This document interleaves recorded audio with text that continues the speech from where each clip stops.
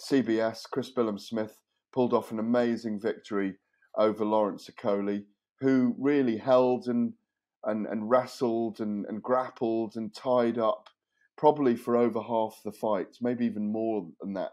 And it went 12 rounds. I watched it back on Sunday, had to watch it back because it was such a weird mishmash going on. I mean, I actually couldn't remember if Smith had been down in the fight.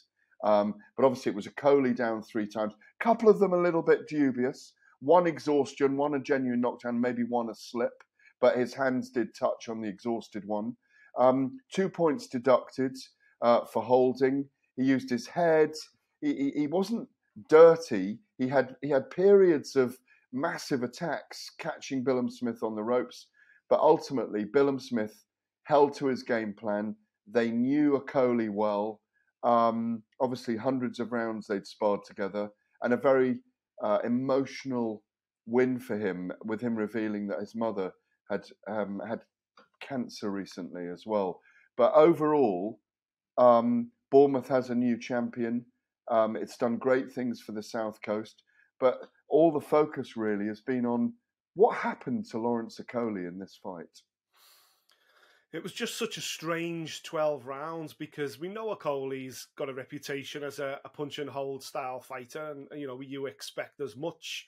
Obviously, his move away from Shane McGuigan is hooking up with Sugar Hill Stewart. We all know what Sugar Hill has managed to do with Tyson Fury, turning him into a boxer, into a puncher. You could argue. So don't get me wrong, I know there's certain skill levels involved, but the evolution of Lawrence Okolie has not taken place as of yet. In fact, I would say Saturday night was Lawrence Okolie was more Lawrence Okolie than I've ever seen him before, because there was many times in the fight that he didn't even throw a punch to hold. He just literally stepped in and gave Chris Smith a big hug. It was a very strange performance. I don't think Lawrence Okolie performed anywhere near what his potential is.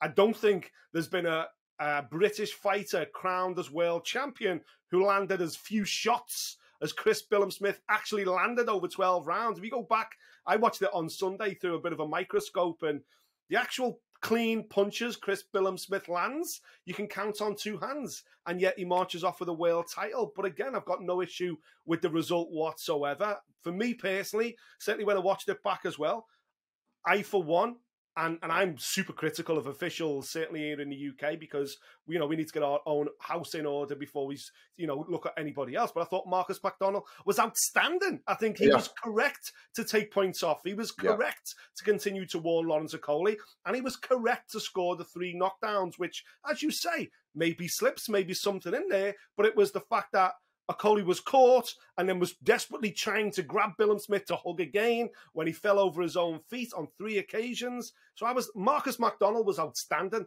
The 2 boxers in the ring, I don't know what Lawrence Okolie was doing in there, Gareth. I know what he wasn't doing. He wasn't boxing. It was weird. Yeah, when you watched it back, did you have it quite close? Yeah, on the night I scored... I know one of the judges, the wider scorecard by one of the judges was 116-107 to Chris Smith. And on the night, I wasn't upset with that score. I was more thinking, wait a minute, how has one judge scored it a draw? But I think a lot of the emotion on the night was frustration at Lawrence Okolie not wanting to enter into a boxing contest, wanting to hug Chris Smith, spoil the fight, do very little. It was only when I went back and scored it properly on Sunday when I took my emotion out of it a little bit, because I think a lot of fans, we watched it, we were frustrated. What is Lawrence doing? What is going on? But actually, when you look at it round by round, which you have to do, score it every 3 minutes, it's 12 mini fights, as we know. When you score it in that way, when you look at what Chris Smith does, or more to the case, does not actually land, I had it far closer. I ended up scoring it 114, 111 in favour of Chris Smith. But you know what, Gareth? I can see exactly where that 112 came from. I can see how we got me that. Too.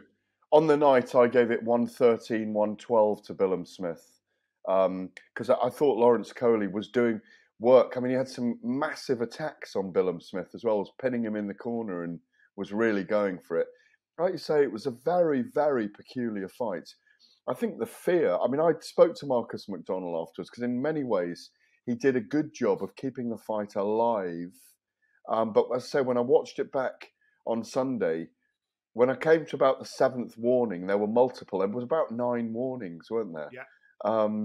When I just got to round 7, 8, and I thought, as I watch this back now, I feel like he should have been DQ'd. But having said that, on the night, I can see why Marcus didn't, because there's 15,000 there, probably 14,997 supporting Chris Billam-Smith.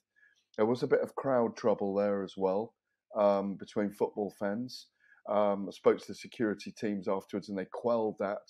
I actually spoke to Marcus, and I said he did a good job, I thought, keeping the fight alive. My fear, not taking anything away from Chris Billam-Smith, it's his dream. It was amazing to see him in his dressing room afterwards and the celebration. He's a very modest man, both gentlemen fighters.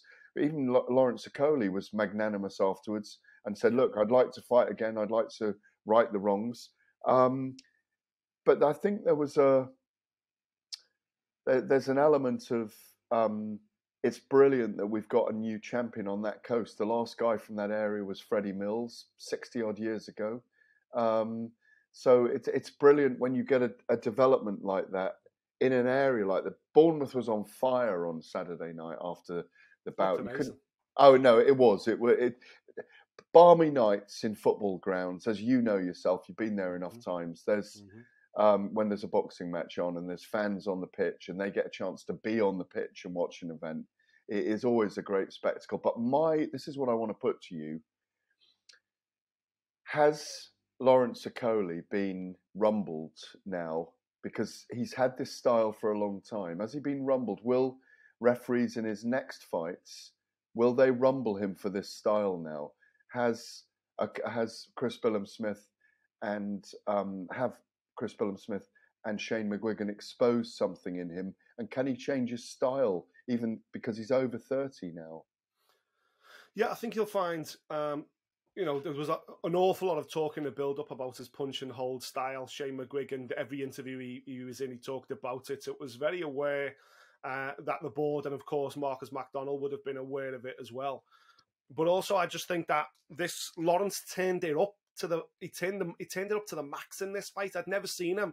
So you could argue gun shy, scared of being hit. He just wanted to hold in close where he was safe. He was reaching out. He wasn't even popping the jab. He was throwing his left arm out to hook round the back of Chris Billam-Smith's head to pull him in for a cuddle. It was so very strange. And I'm just glad that we had a strong referee that did stay on top of it. I think the knockdowns late in the fight, which Chris Billam-Smith got in his favour, I think that helped Marcus McDonnell from having to stop the fight, because obviously they were throwing the fight, towards Chris Billam-Smith. Just to be clear, I think Chris Billam-Smith is a deserved champion. I think Lawrence Okolie had to lose his world title on Saturday night to maybe teach him a lesson that this style that he's got is not boxing. It's not the sweet science. That's not how you box. Now, he's been massively successful, of course, Olympian, British, Commonwealth, European, and a world champion. So he would argue, well, if it ain't broke, don't fix it. Well, now it's been highlighted. It is broke. You will be thrown out of fights against, certainly internationally. International referees may not see it the same way, may not give him the same kind of leeways as he's had previously. But also I think Chris Billam-Smith played up to it. Shane, every time he held on, they were complaining to the referee. They were making a big deal about it. They were highlighting the fact he couldn't get the shots off. They knew what was coming. I think Lawrence is trying to change his style, hence the reason why he's gone over to Sugar Hill. But I think when they would have sat down in the dressing room in Birmingham Bournemouth on Saturday night to look back at it, I think they'd have realised that there's a much bigger job here than maybe even Lawrence Okolie and certainly Sugar Hill thought they had prior to this title defence. He's got a lot of work to do. The talent's there, Gareth. The fundamentals are there. Yeah. He's just got to evolve this style and be a bit more confident in his own chin and a bit more aggressive. We've seen it previously. He just went completely into his shell here. It was such a strange performance. And also, you have to praise Shane McGuigan and Chris Billam-Smith for the certainly the hundreds of rounds that they'd sparred together, and the fact that Shane McGuigan had very cleverly exposed the fact, because he barely missed with it, just turning his shoulder and throwing the left hook. CBS throwing the left hook. He couldn't miss. Yeah, they did that so cleverly. It worked for him the entire fight. I think, the first knockdown came from that punch, didn't it? and they were so clever. We haven't seen Lawrence in trouble like that before either, because I thought in the 5th round, Bellew Smith kept to his game plan really well and almost could have put him away. Lawrence was looked out on his feet in that 5th round. We've never seen him in trouble that way. We've never seen him. I mean, I picked Okolie to win late, but I knew that Bellew Smith had to make it a dogfight, and in his own way, he did make it a dogfight. What a chin on Bellew Smith as well, by the way. All those punches he took.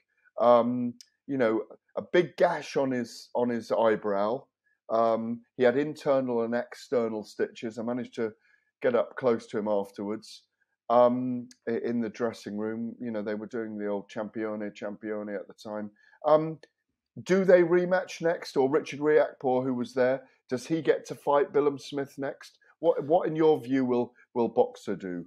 Yeah, listen, from a fan's perspective, from a media perspective, I think they should go ahead with the Richard Riakporhe rematch. I think that fight makes a lot more sense. But I also think, in terms of Lawrence Okolie, I think he needs time out of camp with his new trainer, with his new corner team, to work on his game, to evolve his style, because he can't come in and produce another performance like that, because maybe next time he does get thrown out, he does get disqualified, and where does that lead him? You know, because he is a massive puncher, he is a complete bogeyman in this division, but obviously he will be thinking, well, I gave Bellew Smith the opportunity, I do have a rematch clause. He's already said, I want to activate the rematch clause.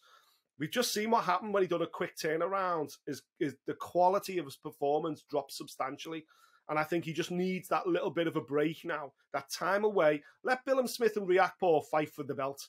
Go away, spend 6-8 months just working on your craft before you then go into camp again. Because they're all signed to Boxer. They're all under the Sky Sports banner. He's going to get an opportunity against the winner, further down the line, because it makes perfect sense for them. So it's not like the opportunity is going to go away if he turns it down. I just think he needs some time with Sugar Hill.